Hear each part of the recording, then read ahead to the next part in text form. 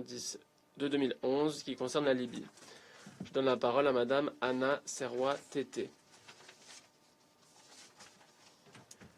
Je vous remercie, Madame la Présidente. Excellences, Mesdames et Messieurs les membres du Conseil. Il s'est écoulé 4 mois depuis que j'ai présenté la feuille de route à ce Conseil le 21 août. La MANUL a échangé avec les parties prenantes libyennes concernant sa mise en œuvre. Ça a été associé à certaines difficultés.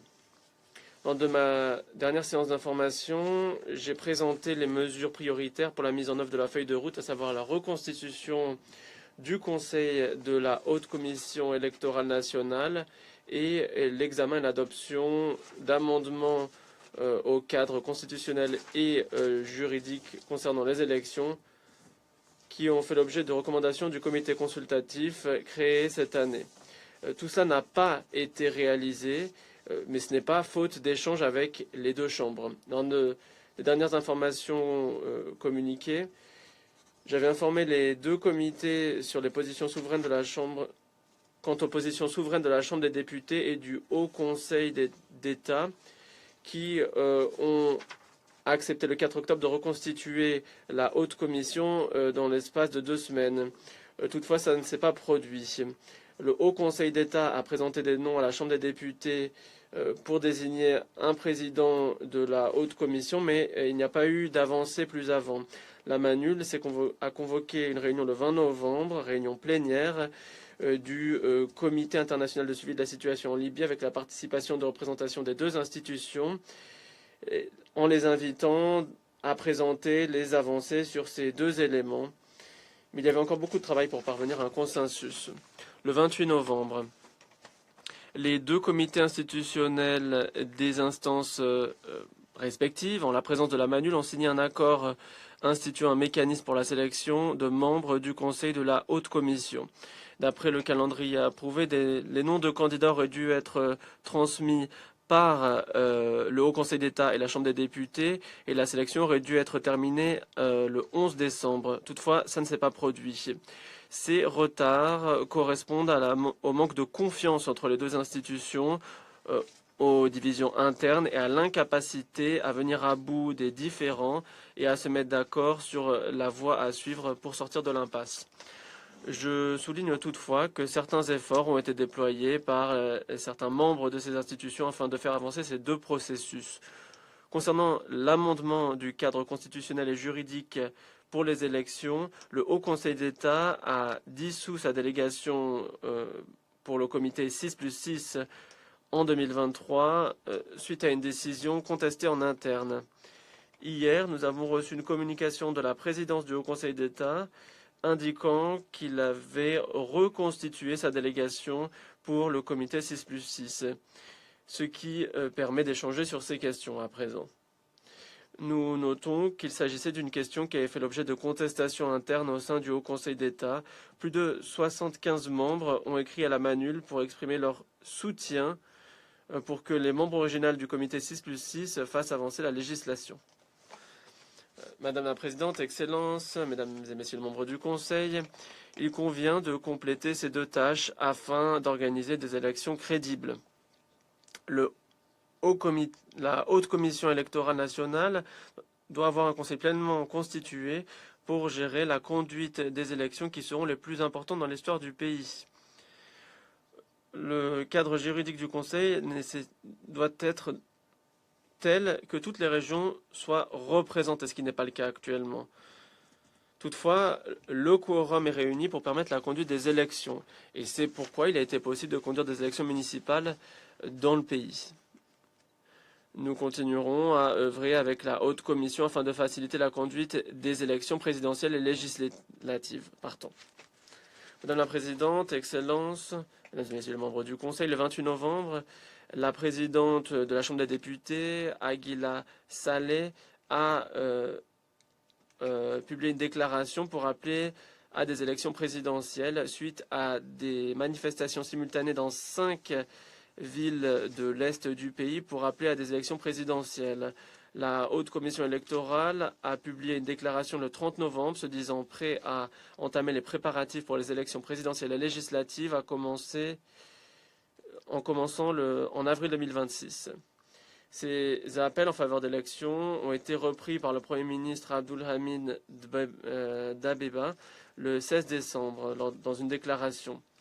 Le Premier ministre a annoncé dans la même déclaration son intention de conduire un remaniement du gouvernement d'unité nationale. Nous ne connaissons pas les détails concernant ce remaniement.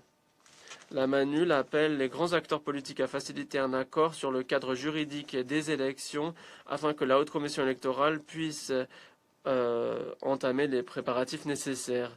Nous promouvrons un mécanisme pour répondre aux changements intervenant dans le code électoral. Madame la Présidente, Excellences, Mesdames et Messieurs les membres du Conseil, les 14 et 15 décembre, la MANUL a ouvert la première séance du dialogue structuré qui est l'un des 3 composants essentiels de la feuille de route. C'est le premier processus de cette ampleur qui se tient sur le territoire libyen. La MANUL a invité à désigner des personnes des institutions souveraines, de la société civile, des partis politiques, du milieu universitaire, des composantes culturelles et linguistiques et des autres institutions publiques. Ce dialogue réunit un spectre représentatif de la société libyenne. 124 personnalités libyennes représentent ces différentes institutions et groupes de parties prenantes. Cet événement a été entamé à Tripoli, mais la MANUL entend faciliter des réunions des groupes de travail thématiques dans l'ensemble du pays et entend encourager une participation via les plateformes numériques afin que autant de personnes que possible puissent présenter leur point de vue sur les questions examinées. Les femmes libyennes représentent 35% des participants et nous avons veillé à la représentation des jeunes et des personnes handicapées. Nous avons reçu plus de 1000 désignations sollicitées et non sollicitées, ce qui témoigne du désir des Libyens de contribuer à l'élaboration d'une vision unifiée de l'avenir du pays. Certains n'ont pas pu participer en raison de circonstances politiques, mais nous espérons qu'ils pourront participer aux séances ultérieures. Ce dialogue vise à définir les principes directeurs pour la construction de l'État et la formulation de recommandations politiques et législatives dans les domaines de la gouvernance, de l'économie, de la sécurité et de la réconciliation nationale. Cela doit permettre de faciliter la création des conditions politiques pour un processus électoral pacifique et pour faciliter le maintien de la paix et de la stabilité suite aux élections. L'objectif est aussi de solliciter les perspectives des Libyens quant à la manière de répondre aux problèmes majeurs dans le pays et quant également aux mécanismes et structures nécessaires pour la mise en œuvre des résultats issus du dialogue structuré. Ces résultats seront publiés pour être partagés au grand public. Le dialogue structuré procédera en parallèle des autres voies de la feuille de route et ne vise pas à remplacer l'un des quelconques éléments identifiés dans la feuille de route. Nous consulterons les membres du dialogue structuré et examinerons leurs recommandations en lien avec la mise en œuvre des 2 premières mesures de la feuille de route, ce qui informera nos propositions afin d'établir un mécanisme pour réformer le droit électoral. Un esprit positif et constructif était à l'œuvre chez les membres dans la session plénière et dans les 4 groupes thématiques du dialogue structuré. Les membres ont également affiché leur responsabilité, qui se sont emplis d'une responsabilité vis-à-vis du peuple libyen. Madame la Présidente, Excellences, Mesdames et Messieurs les membres du Conseil, la fragmentation budgétaire de la Libye continue à compromettre la stabilité économique et le dinar libyen, à affaiblir la fourniture de services et à éroder la confiance du public dans les institutions d'État. Le 18 novembre, dans ce contexte, les délégués de la Chambre des députés et du Haut Conseil d'État ont signé un accord instituant un programme de développement unifié, cadre commun pour les dépenses de développement. La MANUL considère qu'il s'agit d'une étape positive pour renforcer la stabilité financière grâce au contrôle des dépenses et à des initiatives de développement déployées dans l'ensemble du pays de manière prudente sur le plan financier et inclusif. Si ces mesures sont appliquées de manière transparente, avec une surveillance effective et en respectant le droit libyen et les normes de gestion des finances publiques internationales, cela pourrait permettre de régler les problèmes économiques tels que renforcer la fourniture de biens et services publics à la population. La MANUL se tient prête à appuyer les institutions libyennes pour harmoniser et renforcer l'architecture de surveillance et de réglementation fragmentée du pays pour faciliter une application cohérente de l'accord.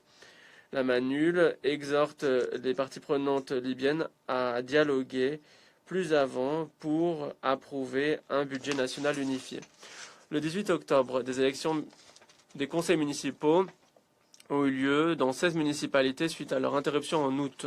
La participation était de 68%. Le 13 décembre, les élections ont été conduites dans 9 municipalités, dont Benghazi, Sabha et Sirte, où les processus avaient auparavant été suspendus. La Haute Commission électorale œuvre pour l'annonce des résultats, mais ces élections vont dans le bon sens pour restaurer la légitimité des pouvoirs locaux. Nous saluons les autorités de l'Est et du Sud qui ont sécurisé le processus électoral et nous espérons que cela donnera un nouvel élan pour la tenue d'élections nationales. Madame la Présidente, Excellence, suite à l'accord sur les arrangements de sécurité nouveaux à Tripoli, l'environnement sécuritaire dans la capitale s'est stabilisé dans une certaine mesure. La trêve tient encore. Toutefois, la situation à Tripoli et dans l'ouest de la Libye demeure précaire, avec des escarmouches armées dans le sud de Tripoli et ailleurs. J'exhorte les acteurs à faciliter la mise en œuvre des arrangements de sécurité approuvés et à promouvoir les réformes en faveur de la stabilité. Grâce à la facilitation de la MANUL, un centre conjoint de communication frontalière a été créé le 28 octobre à Benghazi. Il complète le centre créé à Tripoli en avril 2025. Il s'agit d'une mesure constructive pour promouvoir une approche unifiée entre l'armée nationale libyenne et le gouvernement d'unité nationale en matière de gestion et de coopération frontalière. Madame la Présidente, Excellence, nous saluons le processus d'examen périodique universel de la Libye qui a eu lieu le 11 novembre au Conseil des droits de l'homme et nous sommes prêts à coopérer avec les autorités libyennes et les parties prenantes concernant les recommandations faites. Toutefois, je suis préoccupé quant aux violations des droits humains, notamment les violences faites aux femmes, aux migrants et aux minorités, et quant aux morts en détention. Le meurtre de Kansa al-Mujahed, figure éminente et blogueuse le 21 novembre à Tripoli, envoie un message glaçant pour les femmes qui participent à la vie publique. Cela risque de les réduire au silence alors qu'elles devraient participer à la vie publique. Les autorités doivent diligenter des enquêtes impartiales et transparentes, poursuivre les responsables et adopter des mesures de toute urgence pour garantir que les Libyens et Libyennes puissent participer aux activités civiques sans peur. Cela passerait par l'adoption d'une loi sur la prévention de la violence à l'encontre des femmes. Le 26 octobre, la MANUL a malheureusement confirmé une autre mort en détention d'un détenu à Benghazi suite à des allégations de torture et de refus de soins médicaux de la part d'une unité qui serait affiliée au ministère de l'Intérieur dans l'Est. Il y a donc un total de 24 morts en détention dans l'ensemble du pays, vérifiés par la MANUL entre mars 2024 et novembre 2025. Ces morts soulèvent des préoccupations quant à des tendances plus larges de détention arbitraire, de mauvais traitements et d'impunité. Madame la Présidente, Excellence, concernant la mise en œuvre des décisions du Conseil relatives à la prorogation du mandat de la mission contenue dans la résolution 2796 du Conseil de cette année et au vu des recommandations de l'examen stratégique, la MANUL a créé un groupe d'action pour appliquer les décisions et recommandations, mais ce de manière progressive au vu des contraintes de ressources. Nous avons commencé avec les recommandations qui peuvent être appliquées dans le cadre des ressources existantes. Cela comprend notamment le renforcement de la présence de la mission dans l'est de la Libye, la création d'un chapitre consacré à l'économie dans la MANUL, prévu pour début 2026. La MANUL entend aussi renforcer sa présence à Sabha en 2027, si les ressources le permettent, et inclura cet élément dans ses propositions de budget pour 2027 et ce sera présenté au début de l'année prochaine.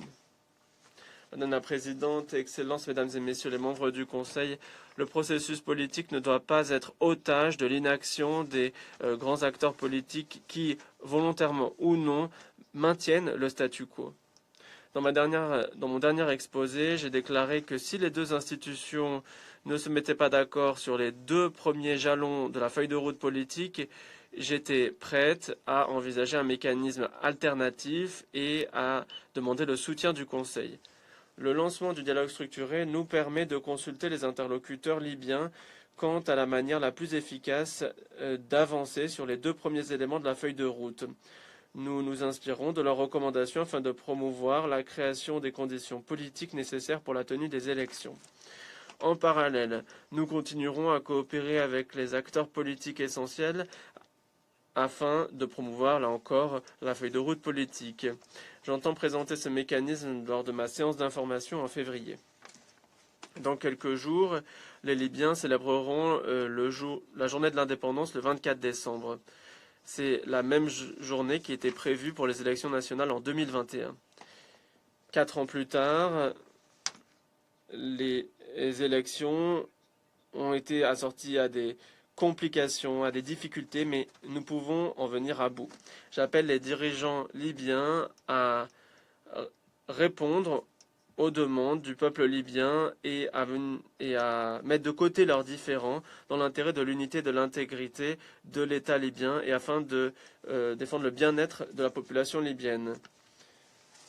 L'esprit d'indépendance dépend de la capacité d'une nation à façonner son destin par l'unité, en ouvrant la voie à un État sûr et souverain avec un gouvernement qui jouit de l'appui de la majorité de ses citoyens, d'une légitimité renouvelée et d'une institution unifiée. C'est ce pourquoi nous travaillons. Je vous remercie.